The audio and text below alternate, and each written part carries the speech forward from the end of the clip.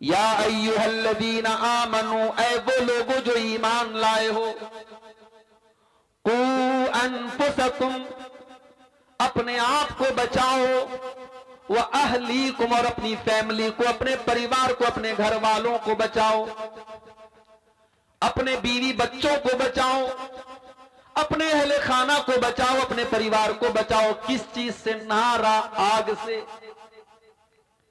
कैसी आग?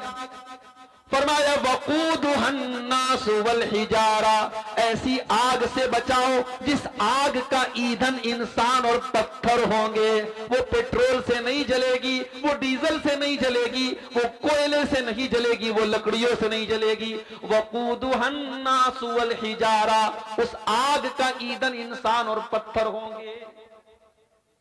आए अल्लाह, दुनिया में हम बहुत दौलत वाले थे, अगर किसी गैर कानूनी काम में पुलिस वाले पकड़ के लेके चले जाते थे, हम रिश्वत दे करके छूट जाया करते थे। अदालत तक मामला पहुंचता था, अदालतों में जाकर के वकीलों से बात करके सेटिंग कर लिया करते थे।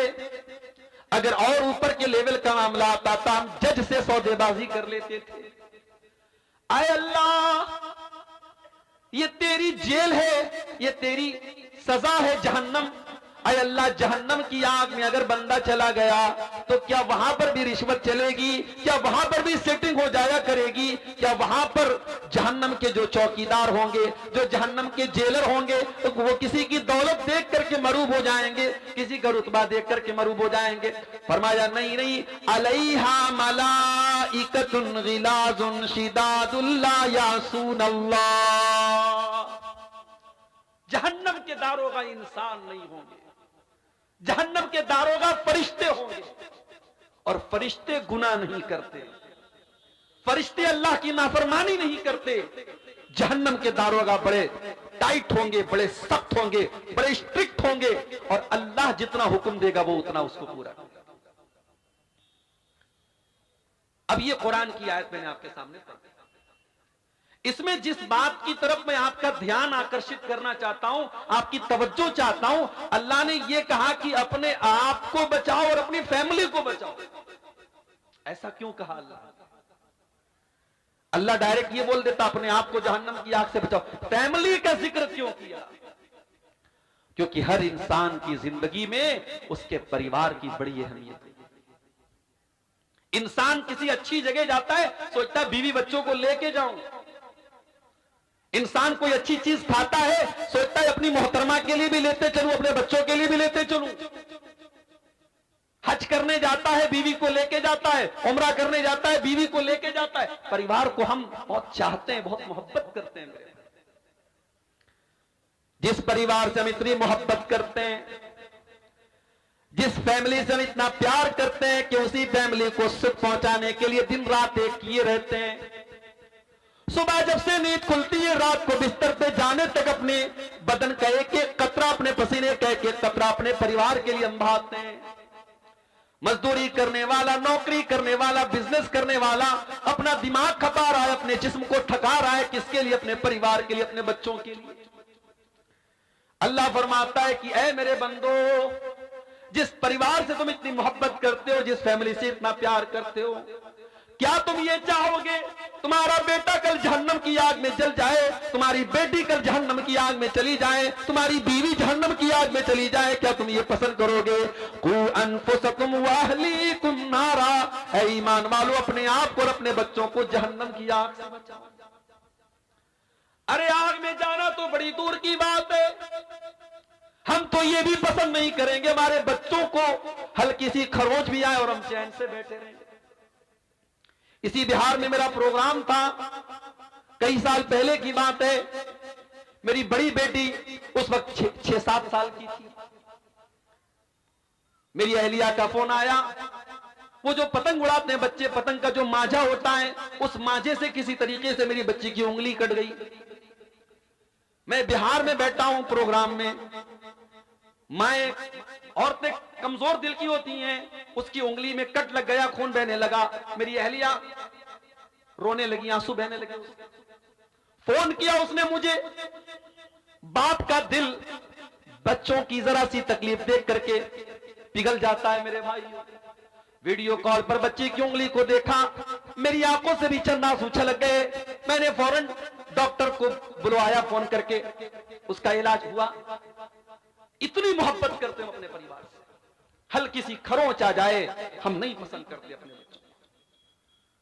अल्लाह ताला उसी मोहब्बत को याद दिला रहा है कि ऐ ईमान वालों, जिस परिवार से तुम इतनी मोहब्बत करते हो, जिसके लिए इतनी मेहनत करते हो, कल जहन्नम की आग में तुम्हारा बेटा जलने लगेगा, तुम्हारी बेटी जलने लगेगी, तुम्हारी बीवी जलने लगेगी। क्या तुम ये पसंद करोगे? कू अनफुसकुम व अहलीकुम नारा, ऐ ईमान वालों, उस जहन्नम की आग से अपने आप को बचा लो और अपनी फैमिली को बचा लो। कभी आग में जलते हुए देखा है आपने? नहीं जलते हुए देखा है तो फलस्तीन के वीडियो जरा उठा के देखो। शायद दुनिया की तारीख में इतने बड़े बड़े फिरौन कभी पैदा नहीं हुए जितना बड़ा फिरौन आज इस दौर में, फलस्तीन पर जुल्म करने वाला, अपने आप को दुनिया का ठेकेदार समझने वाला मुल्क मौजूद है। दुनिया की तारीख में ये मिसालें न देखी गई होंगी कि कब्रों पर बुलडोजर चला करके कब्रों से मुर्दों को निकाल करके जलाया जा रहा है, छोटे छोटे मासूम बच्चों को मारा जा रहा है। हम और आप तो बड़े चैन से अपने घरों में बैठे हुए हैं, सर्दी के मौसम में रजाई ओढ़ के, गर्मी के मौसम में एसी और कूलर की हवाएं खा रहे हैं। वहां हमारे फलस्तीनी भाई कई महीनों से हजारों की तादाद में मारे जा चुके और मारे जा रहे हैं। उनके घरों को जलाया जा रहा है, उनके ऊपर मिसाइल के हमले हो रहे हैं। आग कैसी होती है जरा उनसे पूछ लो मेरे भाई। आग, जब कोई इंसान आग में जलता है ना, उसकी डेड बॉडी जब आप देखेंगे, कमजोर दिल और दिमाग का आदमी तो देख ही नहीं पाएगा, बेहोश हो जाएगा।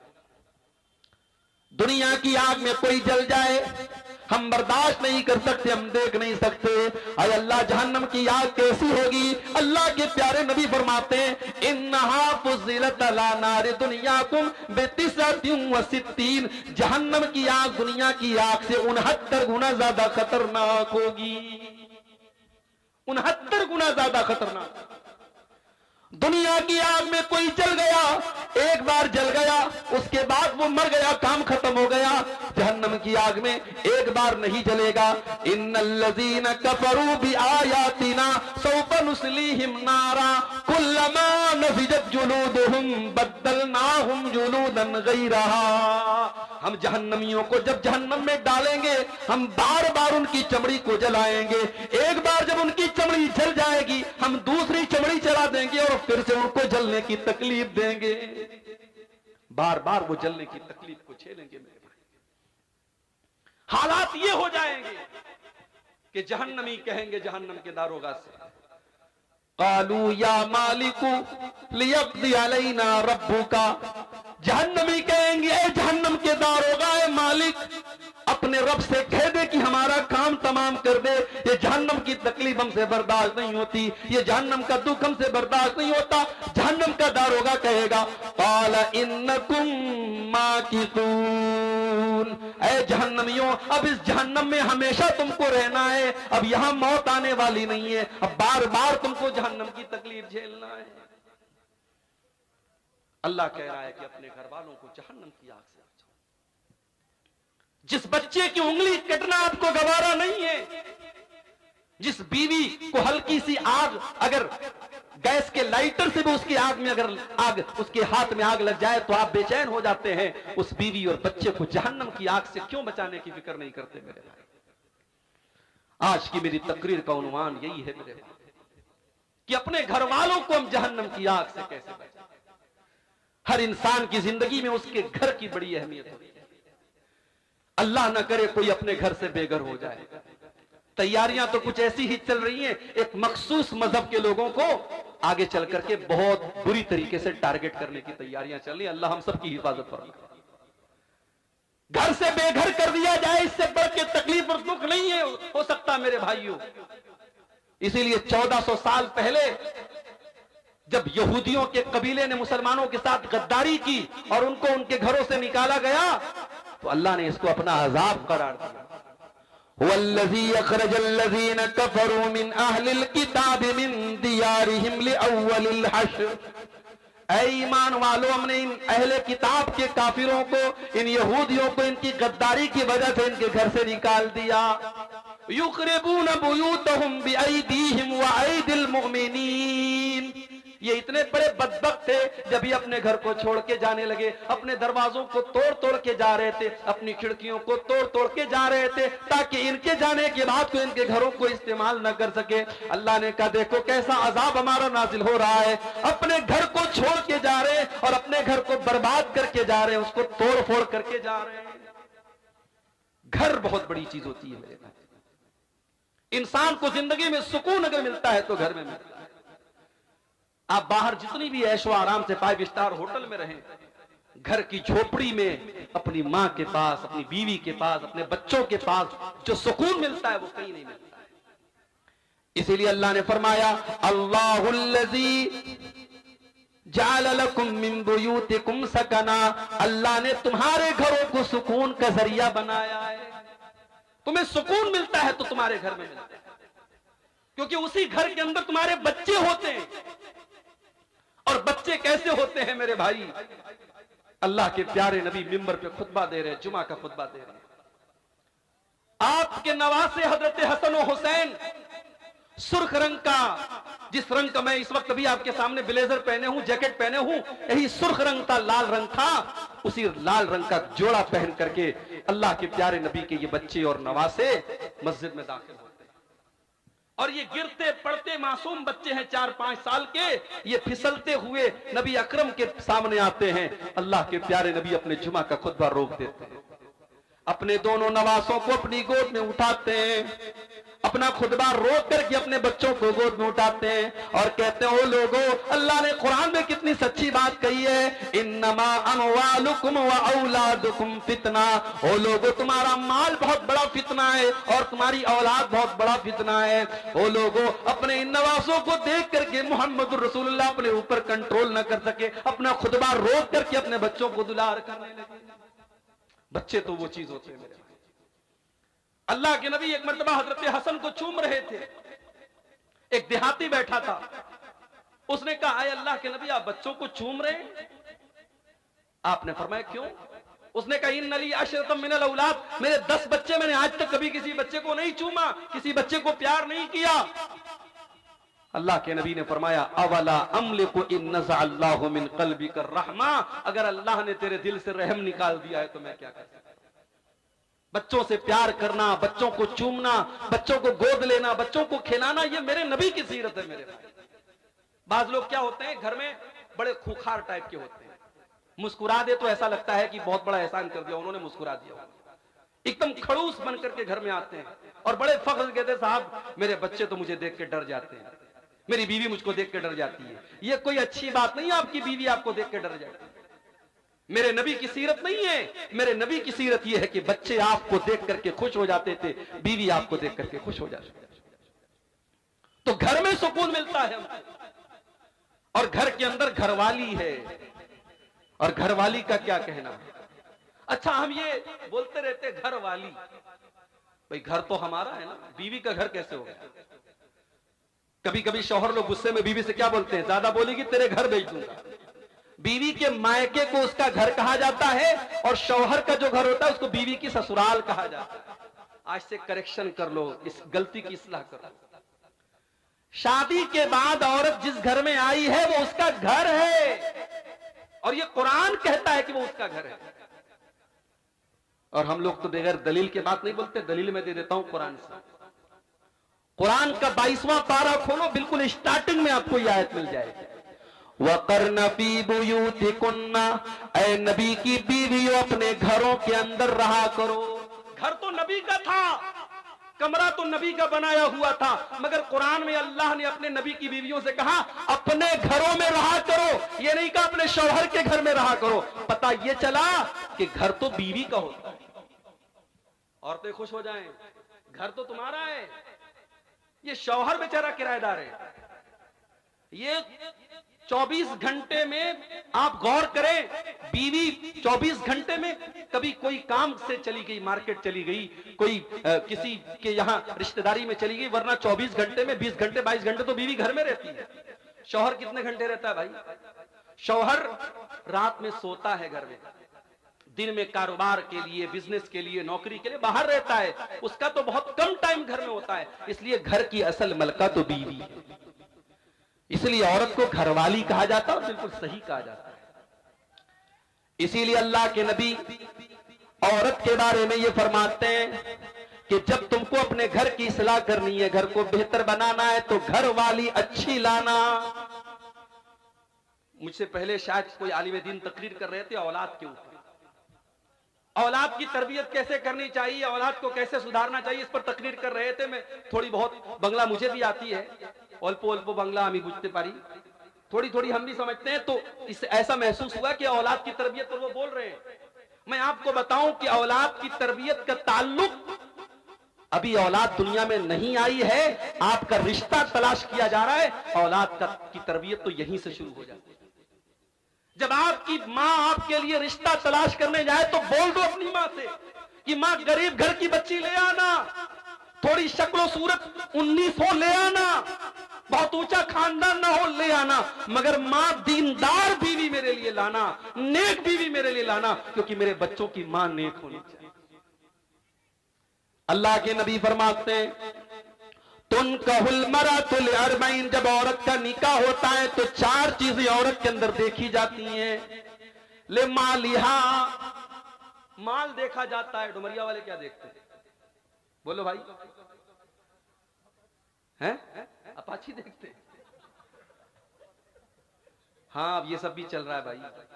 अब तो शादी होती है, लड़कों से पूछा जाता है क्या मिला तुमको, 4 व्हीलर मिला कि 2 व्हीलर, जितना यानी लड़का जितना अच्छे पोस्ट पर है, अगर सरकारी नौकरी है तब तो क्या पूछना है, माशाल्लाह, तो रिश्ते तो चल के उसके घर आते हैं। और बेचारा अगर थोड़ा कम कमा रहा है तो कम उसको मिलेगा, लेकिन मिलेगा। बेटा पैदा होता है ना, माँ बाप खुश हो जाते, डॉलर आया है, डॉलर, उसको जब चाहे तब कैश कर सकते हैं। माल, आज लड़कियों और लड़कों की शादी को हमने तिजारत बना दिया, सौदा हो रहा है लड़कों का।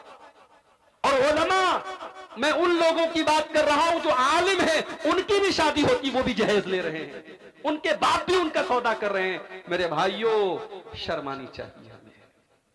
नबी के दौर में कभी किसी दुल्हे से ये नहीं पूछा गया तुझे जहेज में क्या। अल्लाह के नबी के दौर में एक साहबी हैं, उनका नाम अब्दुर्रहमान बिन औफ है। मक्का से मदीना आते हैं, खाली हाथ आते हैं, बिल्कुल खाली हाथ आते हैं, उनके पास कोई दौलत नहीं है। अल्लाह के प्यारे नबी ने उनको भाई बनाया, हजरत साद बिन रबी का। साद बिन रबी अंसारी साहबी, हजरत अब्दुर्रहमान मुहाजिर साहबी, अल्लाह के रसूल सल्लल्लाहु अलैहि वसल्लम दोनों का हाथ पकड़ करके भाई भाई बना दिया। अब जरा गौर से सुनना मेरे भाइयों, कितने खुददार थे साहबा। हमें तो अगर फ्री में कोई माल मिले हम तो लूटने के लिए तैयार हो जाते हैं। साहबा कितने खुददार थे, जरा अंदाजा लगाओ मेरे भाइयों। हजरत साद बिन नबी अंसारी कहते हैं, अब्दुर्रहमान, मेरे नबी ने तुझको मेरा भाई बना दिया है। अरे अब्दुर्रहमान, ये मेरा घर है, ये मेरी प्रॉपर्टी है, ये मेरे खजूरों के बागात हैं। अरे अब्दुर्रहमान, आ जाओ, मैं बंटवारा कर लेता हूँ, आधा घर तेरा, आधा घर मेरा, आधा खेत तेरा, आधा खेत मेरा, आधा बाग तेरा, आधा बाग मेरा। अरे अब्दुर्रहमान, अभी तू नया नया मदीने में आया है, अभी तेरी शादी होना मुश्किल है, अभी तुझे रिश्ता मिलना मुश्किल है। अरे अब्दुर्रहमान, मेरी 4 बीवियां हैं। अब ये शौहरों के कान खड़े हो गए, मौली साहब 4 बीवियां हैं, हमारे पास तो एक है, बड़ी मुश्किल से एक है। कई नौजवान तो अपने दिल का दुखड़ा बयान कर रहे थे, मौली साहब हम दूसरी करना चाहते हैं मगर बड़ा डरते हैं, बीवी पता नहीं क्या करेगी, ससुराल वाले क्या करेंगे। दूसरी शादी को गुनाह बना दिया है। शादीशुदा मर्दों के कितने नाजायज ताल्लुकात है, जरा समाज पर नजर उठा के देखो। कितनी औरतों के नाजायज ताल्लुकात है, जरा नजर उठा के देखो। ये समाज हमने कहां पहुंचा दिया मेरे भाई। जो चीज जायज है उसको हमने गुनाह बना दिया और जो नाजायज उसको फैशन बना दिया। अगर कोई मर्द इस लायक है कि उसके पास ताकत है, उसके पास दौलत है, वो 2 बीवियों को रख सकता है, उनके दरमियान इंसाफ कर सकता है, तुम कौन होते हो रोकने वाले? आपने उसको जुर्म बना दिया, गुनाह बना दिया। मुझे तो सहाबे किराम की फहरिस्त में कोई सहाबी ऐसे नजर नहीं आते जिनकी सिर्फ एक बीवी हो। सहाबा के यहाँ आम था 2, 3, 4 निकाह वो किया करते थे। हमारे यहाँ गुनाह बना दिया गया मेरे भाई। और बीवियां औरतें माशाअल्लाह, उनको तो इतना निगेटिव उनके दिमाग में डाल दिया गया, अरे तेरी सौतन आ जाएगी तो तेरा सब कुछ बढ़ जाएगा, तेरा घर बढ़ जाएगा, फिर शौहर तुझसे मोहब्बत नहीं करेगा। यहां तक बीवियां कह देती हैं कि अगर आप मुझसे सच्ची मोहब्बत करते हैं आप कभी दूसरी शादी का नाम मत लीजिएगा। और जब उनसे यह कहा जाता है कि अल्लाह के रसूल सल्लल्लाहु अलैहि वसल्लम ने एक से ज्यादा निकाह किया है, क्या अल्लाह के नबी हजरत आयशा से मोहब्बत नहीं करते थे, क्या अल्लाह के नबी अपनी बीवियों से मोहब्बत नहीं करते थे, तो कहती है वो नबी की बात थी, उनकी बात नहीं थी। हजरत अब्दुर्रहमान बिन औफ को ऑफर करते हैं हजरत साद बिन रबी, आए अब्दुर्रहमान मेरी 4 बीवियां हैं, तुम किसी एक को पसंद कर लो, मैं तलाक दे देता हूं, इद्दत गुजर जाने के बाद आप उससे निकाह कर लेना, आपका घर भी बच जाएगा, आपको प्रॉपर्टी भी दे रहा हूं, आपको खजूरों का बाग भी दे रहा हूं, नौकरी भी मिल रही है, छोकरी भी मिल रही है, सारा घर सेट हो रहा है। मगर अब्दुर्रहमान कितने खुददार थे मेरे भाइयों, कहने लगे बारकल्लाहु लका फी अहलिका व मालिक, ऐ साद बिन रबी अल्लाह तेरे माल में बरकत दे, अल्लाह तेरे परिवार में बरकत दे। ऐ साद इब्न रबी मुझे तेरी बीवी से मैं नहीं चाहता तेरा घर छूट जाए और मेरा घर बन जाए, मैं नहीं चाहता तेरे घर का आधा हिस्सा मैं ले लूं। ऐ साद बिन रबी मैं तो बिजनेसमैन आदमी हूं, मैं तो ताजिर आदमी हूं, मुझे तो कारोबार करना आता है, मुझे मार्केट का पता बता दो, मुझे बाजार का पता बता दो, मैं अपने पैर पे खड़ा हो जाऊं। और दुनिया की नजरों ने देखा अब्दुर्रहमान बिन औफ ने हलाल बिजनेस किया, हलाल तिजारत की, घी और पनीर का कारोबार उन्होंने शुरू किया और कुछ दिनों में अल्लाह ने इतनी बरकत दी, उन्होंने एक अंसारी लड़की से शादी की। और जब शादी की तो बीवी को मेहर में उन्होंने क्या दिया, सोने की खजूर की गुठली के बराबर उन्होंने सोना दिया। और उस जमाने में जब शादी होती थी तो औरतें खुशबू लगाती थी, वो जर्द रंग की खुशबू होती थी, और अगर दुल्हा के कपड़े पर वो खुशबू मिल जाए तो समझ जाओ उसकी शादी है। जैसे हमारे आजकल हल्दी लगाई जाती है, शादी के पहले हल्दी की बाकायदा अब तो रस्म होने लगी है। पता नहीं आपके इलाके में क्या हाल है, अब कहीं कहीं बाकायदा हल्दी के नाम से फंक्शन होता है, लड़के लड़कियां हल्दी रंग का कपड़ा पहनते, हराम है ये गैरों की मुशाबहत है। जाके इंटरनेट पर सर्च कर लो, ये हल्दी का ताल्लुक ये बाकायदा एक मजहब से है, एक मजहब के अंदर उसको पवित्र बताया गया, उसको मुबारक बताया गया है। अगर ये समझ करके आप हल्दी लगा रहे हैं तो फिर ये हराम हो जाएगा मेरे भाई। और आप बाकायदा उससे फंक्शन बना के कर रहे हैं, उसमें नाच गाना तक भी हो रहा है। तो हजरत अब्दुर्रहमान ने निकाह किया, उनके कपड़े पर जर्दी लगी थी, अल्लाह के प्यारे नबी सल्लल्लाहु अलैहि वसल्लम की नजर पड़ गई। आप समझ गए कि अब्दुर्रहमान ने शादी की। कहा अब्दुर्रहमान क्या तुमने शादी की है? हाँ अल्लाह के नबी मैंने शादी की है। आपने फरमाया तुमने बीवी को मेहर में क्या दिया? देखो नबी का सवाल देखो, नबी ने ये नहीं पूछा तुमको जहेज में क्या मिला, क्योंकि साहबा के दौर में जहेज का कोई तसव्वुर ही नहीं था, वो खुददार लोग थे, वो आज हमारी तरह भिखारी नहीं थे मेरे भाइयों। वो नौजवान कितना बड़ा भिखारी है, वो अच्छी नौकरी कर रहा है, अच्छा पैसा कमा रहा है, मगर वो इतना बड़ा भिखारी है, जब तक ससुराल से बेड न मिले वो रात में सोएगा नहीं, जब तक ससुराल से फ्रिज न मिले वो ठंडा पानी न पिएगा, जब तक ससुराल से उसको गाड़ी न मिले वो रोड पर गाड़ी न चलाएगा। अरे तू इतने पैसे कमाने के बावजूद एक नंबर का तो भिखारी बना हुआ है। अल्लाह के नबी अपने साहबी से सवाल करते हैं तूने अपनी बीवी को मेहर में क्या दिया? फरमाया नवातम मिन ज़हब, ऐ अल्लाह के रसूल मैंने अपनी बीवी को खजूर की गुठली के बराबर सोना दिया है।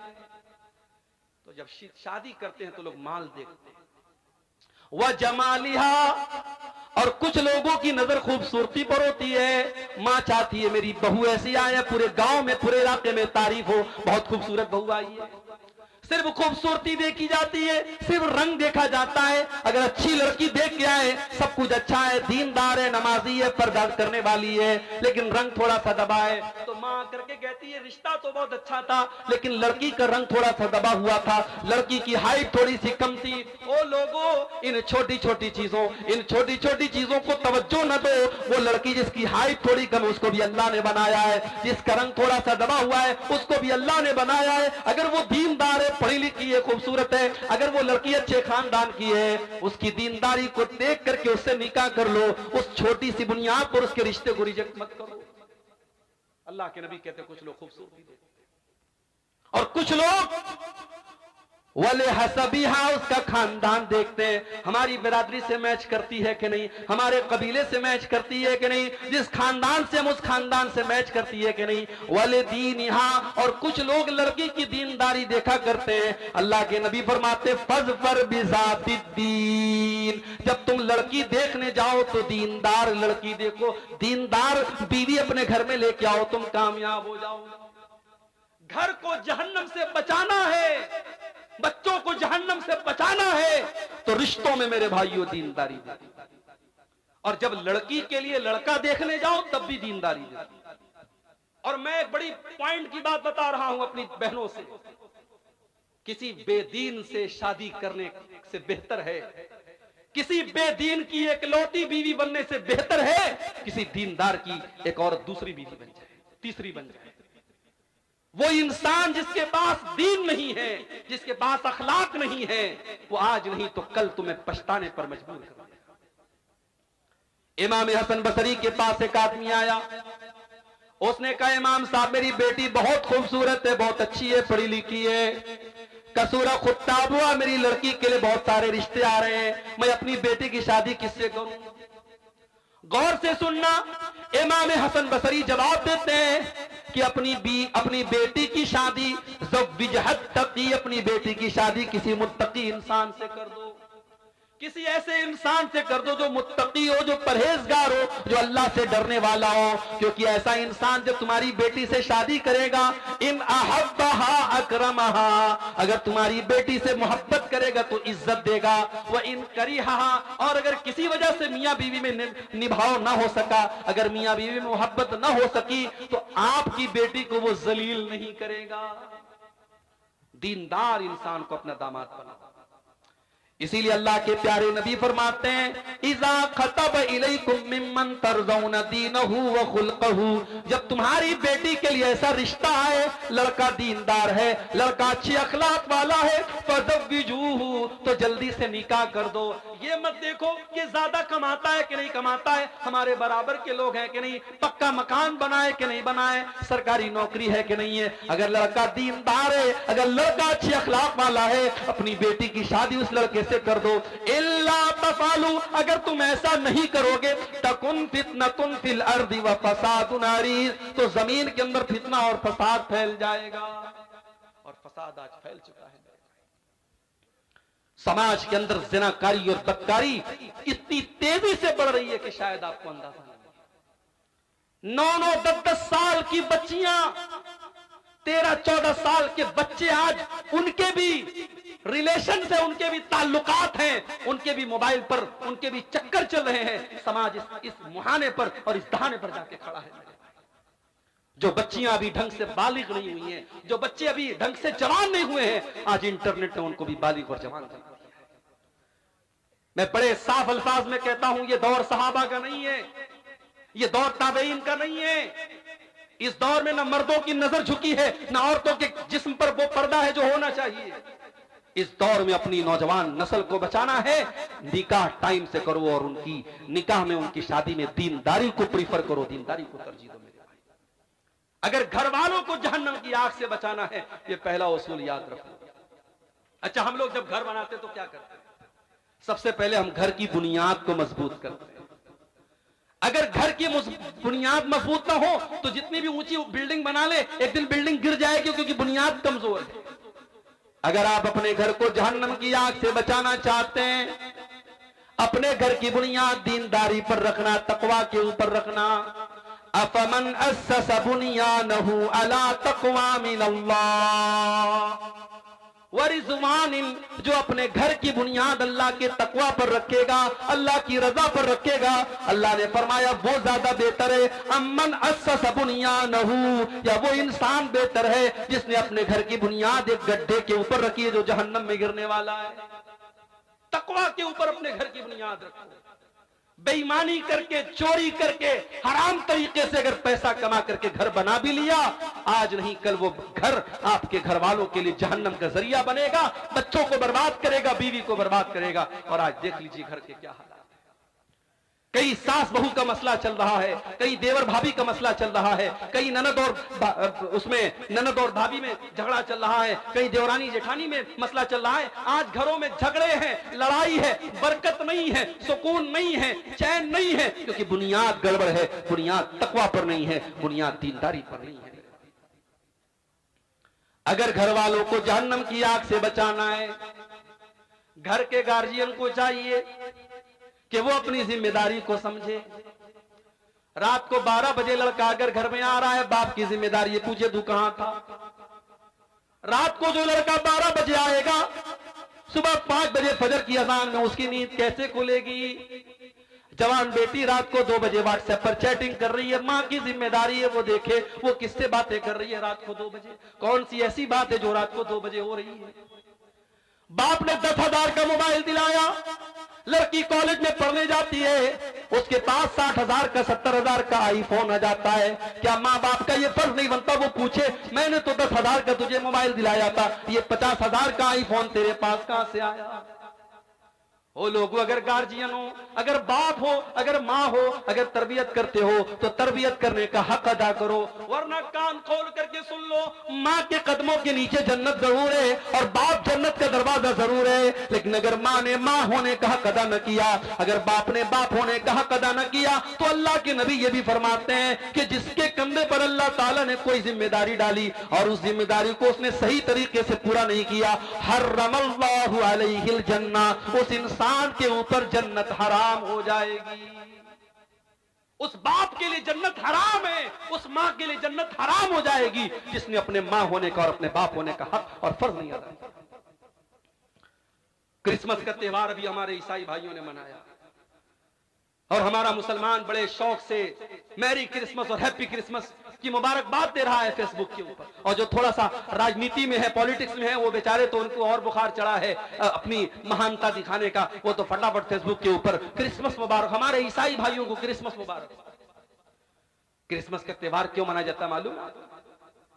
क्रिसमस का त्योहार मनाने वाला ये अकीदा रखता है कि 25 दिसंबर को हजरत ईसा पैदा हुए जो अल्लाह के बेटे थे। हमारा अकीदा ये नहीं है मेरे भाई। हमारे अकीदे के मुताबिक ये कुफ्र है, ये अल्लाह को गाली देना है, ये अल्लाह की तौहीन है कि अल्लाह का किसी को बेटा करार दिया जाए।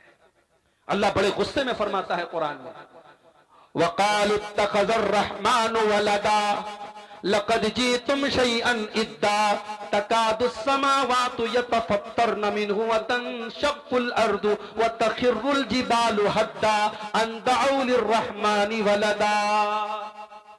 ये लोग कहते कि रहमान ने बेटा जना है, रहमान का बेटा है। अरे तुम कितनी गंदी बात अपने मुंह से निकाल रहे हो, इतनी खतरनाक बात अपने मुंह से निकाल रहे हो कि आसमान फट जाए और जमीन फट जाए और पहाड़ गिर जाए तो ये उतनी बड़ी बात नहीं है जितनी बड़ी बात ये है कि तुम अल्लाह का बेटा किसी को करार दे रहे हो। अल्लाह को गाली देना है, अल्लाह को बुरा भला कहना है, ये अगर कोई कहता है कि अल्लाह का बेटा है और आप उसको मुबारकबाद दे रहे हैं। हाँ, जाओ अपने ईसाई भाई से मोहब्बत करते हो, अगर उससे तुम्हें ताल्लुक और लगाव है तो जा करके उसको कुरान से हजरत ईसा की पैदाइश का वाकया सुना देना, उसको हजरत मरियम का वाकया सुना देना। मरियम पैदा हुई, मरियम की मां ने नजर मानी कि अल्लाह अगर तूने मुझे बेटा दिया, उस बेटे को मैं तेरी राह में लगा दूंगी, उस बेटे को मैं बैतुल मुकद्दस का खादिम बनाऊंगी। हाय हाय, आज वो माएं दुनिया से खत्म हो गई जो अपने बच्चों को दीन के रास्ते में लगाया करती थी। आज तो माँ का सपना क्या है, अय अल्लाह मुझे ऐसा बेटा दे जो डॉक्टर बन जाए, जो इंजीनियर बन जाए, जो वकील बन जाए, जो जज बन जाए, जो पुलिस ऑफिसर बन जाए। मेरे भाइयों, अगर माँ का ये सपना है कोई गलत बात नहीं है, मगर वो माएं समाज से खत्म हो गई जो ये चाहत रखती थी कि अल्लाह मेरा बेटा कुरान का हाफिज बन जाए, अय अल्लाह मेरा बेटा दीन का आलिम बन जाए, अय अल्लाह मेरा बेटा दीन की खिदमत करने वाला बन जाए। इमाम बुखारी रहमतुल्लाह अलैह, उनकी मां का वाकया, उनकी सीरत लिखने वालों ने लिखा है, इमाम बुखारी की अभी उम्र बहुत कम थी, बहुत छोटे से थे, 4-5 साल के थे। एक मर्तबा इमाम बुखारी बहुत बीमार हो गया, बुखार चढ़ गया और बुखार ऐसा चढ़ा, इतना सख्त बीमार हो गए इमाम बुखारी, उनकी आंखों की रोशनी चली गई। उनकी मां का बड़ा सपना था मेरा बेटा नबी की हदीसों का आलिम बने, नबी की हदीसों को याद करे, नबी की हदीसों का प्रचार प्रसार करे। मां ने देखा बच्चे की आंखें चली गई। मां रात में मुसल्ले पर बैठ गई, तहज्जुद की नमाज पढ़ करके अल्लाह की बारगाह में दुआ करती, कहे अल्लाह मेरा बच्चा अंधा हो चुका है, मेरे बच्चे की बीमारी चली गई है, अरे अल्लाह मेरा बच्चा कैसे तेरे नबी की हदीसों को याद करेगा, कैसे वो किताबों का मुताला करेगा। अरे अल्लाह अपनी इस बंदी की, इस दुखियारी बंदी की दुआ को सुन ले। अरे अल्लाह मेरे बच्चे की बीमारी को लौटा दे। हाय हाय, मां की दुआ में बड़ी ताकत होती है मेरे भाई।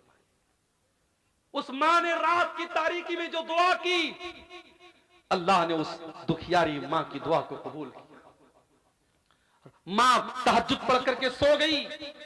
ख्वाब में हजरत इब्राहिम अलैहिस्सलाम की ज़ियारत हुई और हजरत इब्राहिम ने कहा कि है इमाम बुखारी की मां, मोहम्मद बिन इस्माइल की मां, तेरे बच्चे की बीमारी को अल्लाह ताला ने लौटा दिया है। मां ने फौरन आंखें खोली और देखा इमाम बुखारी रहमतुल्लाह अलैह बिल्कुल सही तरीके से देख रहे हैं। ये करामत थी हजरत इमाम बुखारी की मां की और उनकी। मेरे प्यारे साथियों, ये माएं थी जो अपने बच्चों के लिए फिक्र किया करती थी। जाओ अपने ईसाई भाई को बताओ कि मरियम की मां ने भी नजर मानी थी कि अल्लाह बेटा होगा तो तेरे दीन में लगा दूंगी, और बेटी पैदा होगी। मरियम की मां बहुत उदास हो गई, कहने लगी अल्लाह मैंने बेटी को जन्म दे दिया। अल्लाह ने फरमाया वलैसा ज़करु कल उन्सा, ऐ मरियम की मां अगर तुझे बेटा होता तो ऐसा ना होता जैसी ये बेटी हुई है। उसका नाम मरियम रखा। उसके बाद मां का इंतकाल हो गया और मरियम की परवरिश उनके खालू हजरत ज़करिया अलैहिस्सलाम करने लगे। ज़करिया अलैहिस्सलाम बहुत अल्लाह के नेक और मुत्तकी बंदे थे, अल्लाह के पैगंबर थे, और दिन रात वो अल्लाह के घर में रहा करते थे, मस्जिद में रहा करते थे, मेहराब में रहा करते थे, और उसी मेहराब में हजरत मरियम की परवरिश भी कर रहे थे। कुरान कहता है कुल्लमा दखल अलैहा ज़करियल मेहराब वजद इंदहा रिज़्क़ा। हजरत ज़करिया जब मस्जिद में आते हैं तो क्या देखते हैं? अनार का मौसम नहीं और मरियम के पास अनार मौजूद है। आम का मौसम नहीं, आम मौजूद है। सेब का मौसम नहीं, सेब मौजूद है। जिस फल का मौसम नहीं वो फल मौजूद है। काल अन्ना लकी हाज़ा या मरियम, कहते हैं मरियम तेरे पास ये फल कहां से आया? कालत हुवा मिन इंदिल्लाह, मरियम कहती है कि ऐ खालू जान ये फल अल्लाह ताला की तरफ से आया है। इन्नल्लाह यर्ज़ुक़ु मन यशाउ बिग़ैरि हिसाब, अल्लाह जिसको चाहता है बेहिसाब रोजी देता है। ऐ खालू जान ये अल्लाह की तरफ से आया।